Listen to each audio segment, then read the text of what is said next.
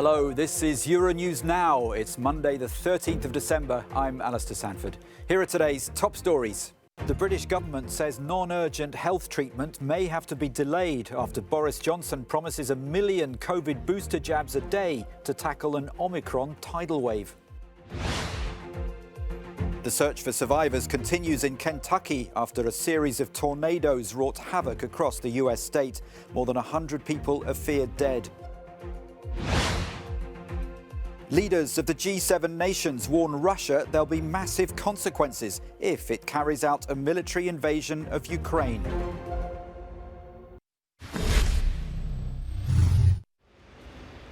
The UK's COVID alert level has been raised to level 4 amid concerns over the rapid increase in Omicron cases and a warning from Boris Johnson that the country's public health service is on its knees. In a statement on national television, the Prime Minister said booster vaccinations will now be offered to everyone over 18 in England, declaring it was an Omicron emergency. No one should be in any doubt.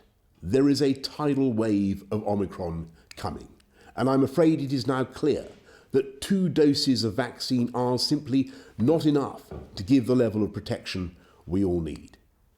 But the good news is that our scientists are confident that with a 3rd dose, a booster dose, we can all bring our level of protection back up. The UK has, to date, had a strong vaccination uptake, but not so in some other European countries. In Austria, weekend anti-jab protests brought out thousands onto the streets of the capital and triggered this plea from the country's interior minister. I appeal to everyone not to go to the demonstration, but perhaps to talk to your doctor and protect yourself. You are doing something for your health. By way of trying to encourage people to get a jab, Austria has ended its lockdown restrictions for vaccinated people across most of the country, but for those who are unvaccinated, restrictions remain in place. The circulation of the newly detected Omicron variant is causing turmoil within the European Union, as all member states are imposing tightened travel rules. Meanwhile, Israel is banning its citizens from travelling to Britain, Denmark and Belgium from Wednesday.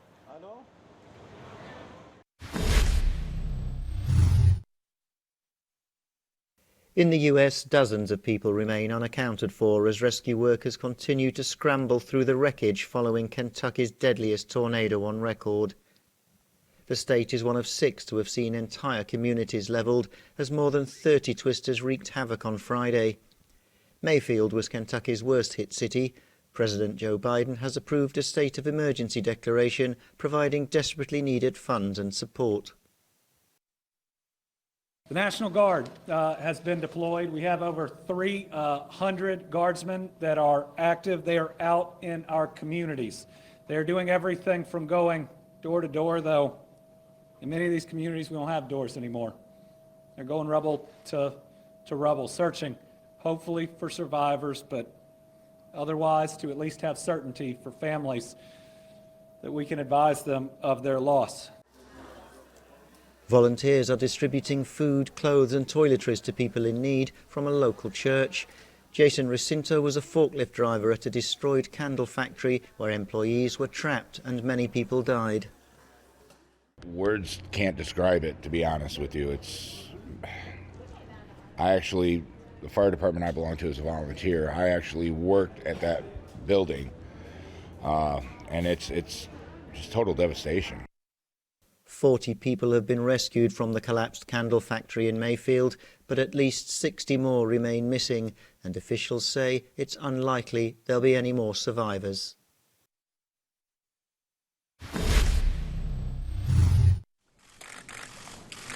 There were strong warnings aimed at Russia on the last day of the G7 summit in the UK as foreign ministers united against Moscow. It's amid tensions over the build-up of Russian troops at Ukraine's border. British Foreign Secretary Liz Truss spoke about huge repercussions if there were to be an invasion. World's largest economies are united. We've sent a powerful signal to our adversaries and our allies. We've been clear that any incursion by Russia into Ukraine would have massive consequences for which there would be a severe cost. We've also shown that we stand for freedom and democracy and the right of people everywhere to live free from oppression. The US Secretary of State Antony Blinken attended the summit at Liverpool over the deeply concerning troop build-up at Ukraine's eastern border. Other topics of discussions included China's economic policies and nuclear talks with Iran.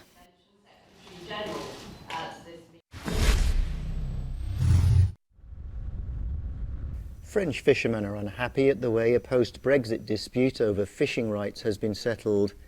Intensive talks between London and Paris have produced an agreement whereby London will issue 83 more operating licences to French vessels, allowing them to continue working in UK territorial waters. But the move doesn't fully meet their demands, and some in Brittany say they'll still go ahead with the planned blockade of Calais on December 23rd. We'd like our friends from Jersey, Guernsey and Normandy to all be around the table, not to be there just telling us this boat is on the green list, the red list or the blue list. That doesn't get us anywhere. We have a quota of licences that we want, and we absolutely want to obtain that quota. We don't want one or two boats to be left out because the administration has decided to put them on the red list. We're a little disgusted. It will be a year on December 23rd since we were told, wait, there are solutions that are coming, things are moving forward, and in the end there's nothing. The French government says it will seek to assist those who so far have not been successful in their applications for licences.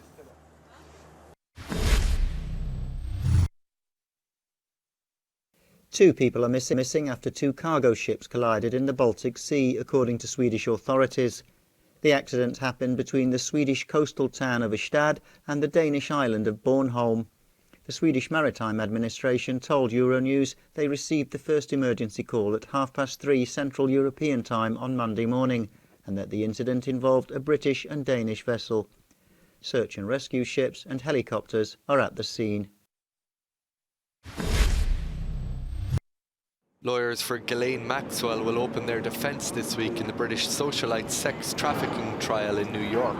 Maxwell is accused of grooming underage girls for her former partner, paedophile financier Jeffrey Epstein. The prosecution's case rested on Friday after hearing from 4 women who testified that Maxwell groomed them to be sexually abused by Epstein. From New York, Euronews reporter Suzanne Tehrani has more. 24 witnesses testified across 10 days, and now the government has rested its case in the criminal sex trafficking trial of Ghislaine Maxwell.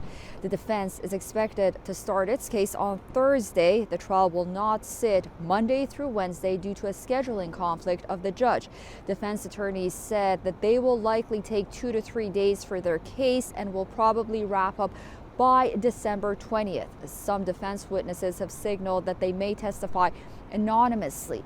When opening statements began some 2 weeks ago, the trial was expected to last some 6 weeks. However, things have been moving incredibly fast, and that timeline may now move up. 59-year-old British socialite Ghislaine Maxwell faces 6 criminal charges, including conspiracy to commit sex trafficking of minors. She says she's innocent. However, if convicted, Ghislaine Maxwell could face up to 80 years behind bars. Susan Tehrani reporting from New York for Euronews.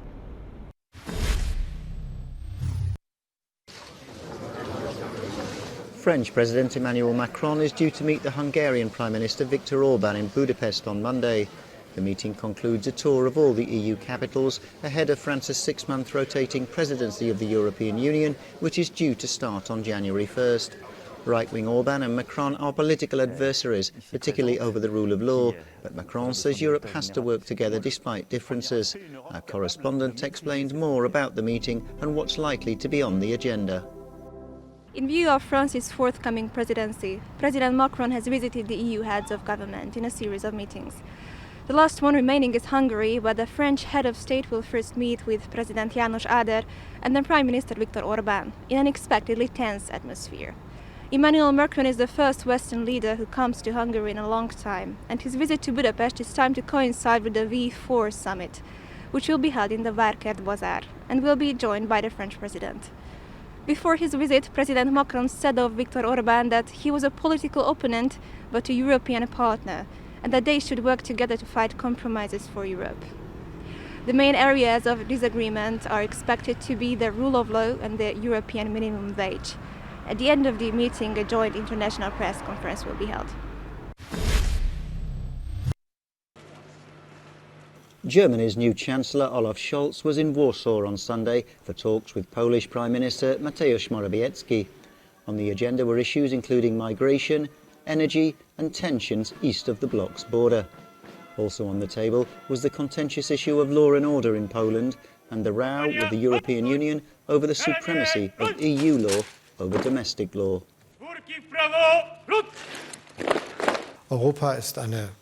Europe is a community of values and law. We're united by the idea of the rule of law and democracy, and therefore it would be very good and helpful if the discussions and talks between the EU, the Commission and Poland could soon lead to a very good, pragmatic solution.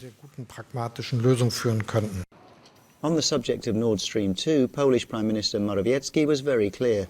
The construction of the gas pipeline running through the Baltic Sea from Russia to northeastern Germany has been completed, but when it will be put into operation remains uncertain. We're convinced that Nord Stream 2 will increase the Kremlin's ability to put pressure on Ukraine and the European Union.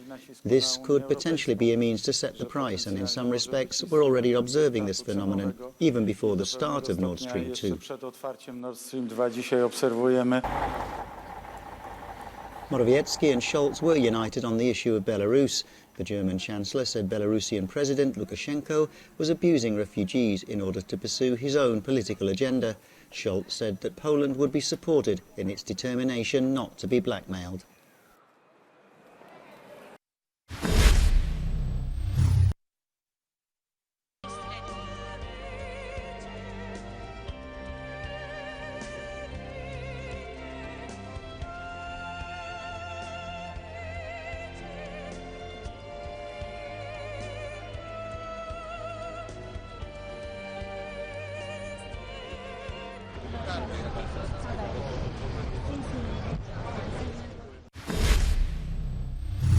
In Mozambique, just under 14% of the population is fully vaccinated against the coronavirus, and new infections are rising. Now, health workers are trying a new strategy to increase the uptake of the jab. Thomas Blade reports. Day after day, Helder walks for miles to fight fear and disinformation. His job is to patrol the streets on the outskirts of Maputo, Mozambique's capital, to raise awareness among young people about the vaccination against COVID-19. It is a mission set out by the Mozambican Ministry of Health, which aims to immunise all adults of the country's 30 million inhabitants by the end of 2022. But getting 17 million people vaccinated is not always an easy task. You arrive in a house and you get 3-4 people who haven't been vaccinated yet. So that's the reason why we adopted a system of going door to door. So the mobilizer goes, and when he gets 5-6 people, he brings them here. The Mozambican Health Ministry says that at least 6.8 million people have taken the first jab, 4.3 million the second. However, the country still has some pockets of resistance, especially among young people. They are the target group of this new vaccination campaign. The vaccine is effective. At least it decreases the probability of people being hospitalized. We still can get COVID, but in a lighter way. So people should trust the vaccine and come here to get vaccinated. And it doesn't hurt. With the approaching festive season and the possible imminence of a fourth wave, the government are appealing for young people to take the jab.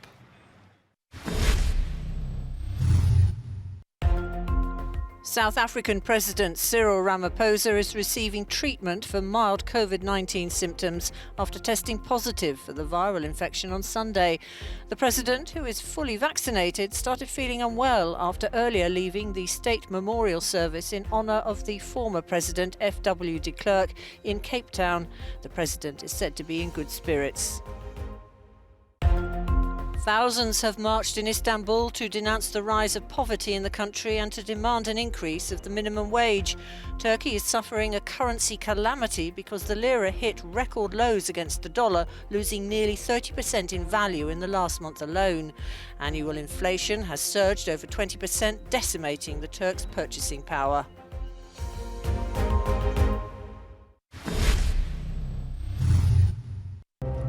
And the winner of European Film 2021 is... The European Film Awards, recognising the very best of European cinema, was partly virtual this year. Quo Vadis Aida, directed by Jasmila Zimbanik.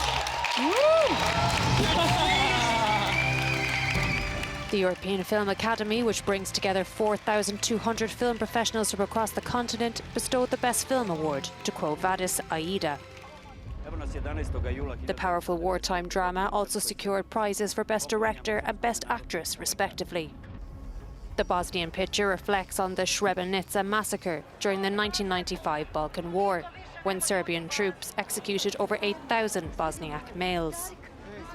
This film is dedicated to women and mothers of Srebrenica, and they killed sons, husbands, fathers. 3 generations of men exterminated because of their names. The women of Srebrenica find a way to build peace in a completely destroyed country. Women always have to fix the mess made by men. I dedicate this award to the women of Srebrenica and to our mothers who taught us how to turn destruction into love. The protagonist, a UN translator, Aida, tries to leverage her position to save her husband and her 2 grown sons. Please check again. Please don't make me nominated for Best Foreign International Feature Film by the Academy Awards earlier this year. The picture is an exemplary European co-production, boasting 10 producers from 10 different countries.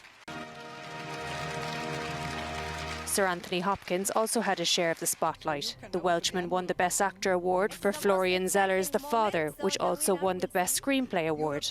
The other big winner of the evening included Flea by French-Danish director Jonas Poa Rasmussen.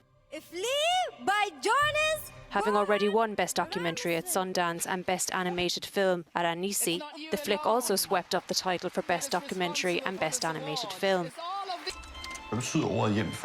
While the director was unable to collect the award in person, he expressed his joy on screen. The movie follows the true story of Amin, an Afghan who had to flee his country in the late 1980s when he was just a child.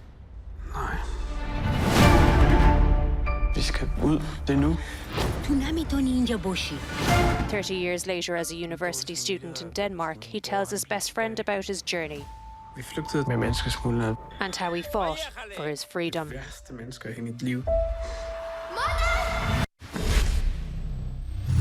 That's it for now. Thanks for watching. Do stay with us as we bring you all the latest from across Europe and beyond.